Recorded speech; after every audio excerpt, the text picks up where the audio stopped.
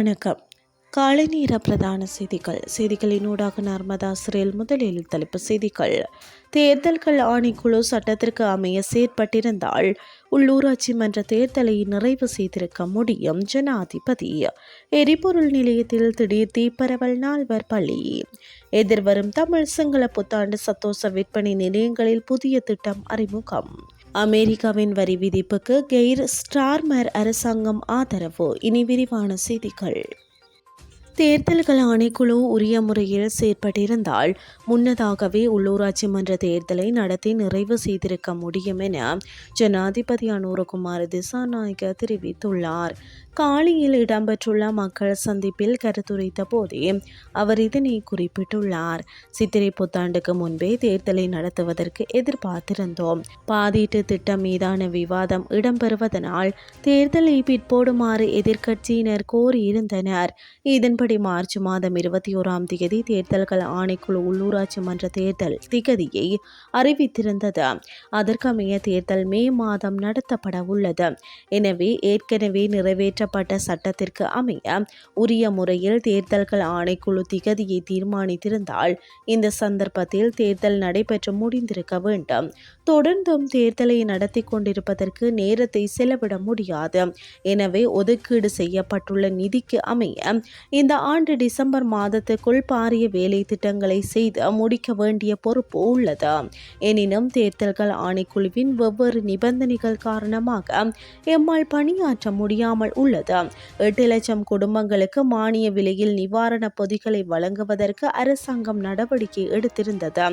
எனினும் தேர்தல்கள் ஆணைக்குழு அதனையும் தடுத்துள்ளதாக ஜனாதிபதி அனுரகுமார திசாநாயக்க தெரிவித்துள்ளார். குருநாகல் வேகர பகுதியில் உள்ள எரிபொருள் நிலையத்தில் நேற்றிரவு 11 மணி அளவில் ஏற்பட்ட தீப்பரவலில் 4 பேர் பலியாகினர். மேலும் 4 பேர் காயமடைந்துள்ளதாக காவல்துறையினர் தெரிவித்துள்ளனர். குறித்த எரிபொருள் நிரப்பு நிலையத்தில் உள்ள எரிவாயு நிரப்பு மையம் ஒன்றில் இந்த தீப்பரவல் ஏற்பட்டிருப்பதாக தெரிவிக்கப்படுகிறது.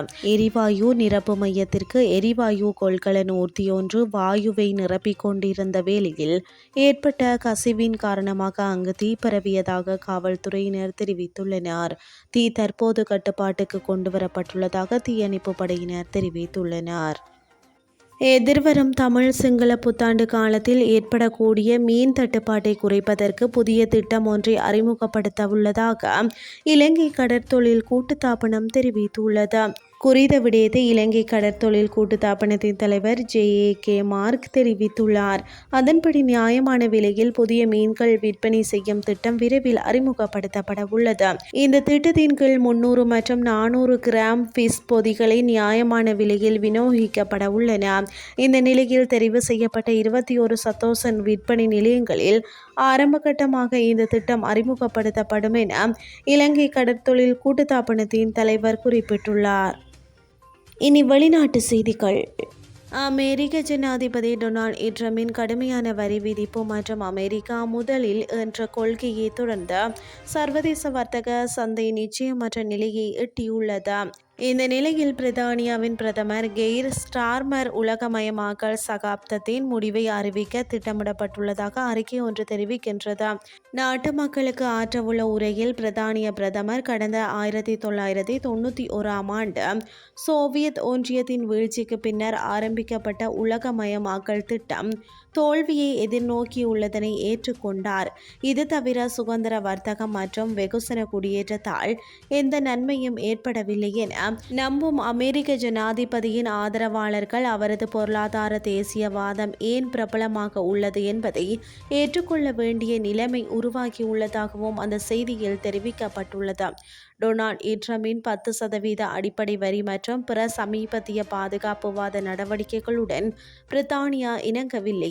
இருப்பினும் டொனால்ட் ட்ரம்பின் வழிமுறைக்கு பாரிய ஆதரவான ஒரு புதிய சகாப்தம் ஆரம்பமாகியுள்ளதாகவும் கெய்ர் ஸ்டார்மரின் அரசாங்கம் அதனை ஏற்றுக்கொள்வதாக பிரித்தானியாவின் சிரேஷ்ட அதிகாரி ஒருவர் சுட்டிக்காட்டியுள்ளதாக செய்தியில் தெரிவிக்கப்பட்டுள்ளது.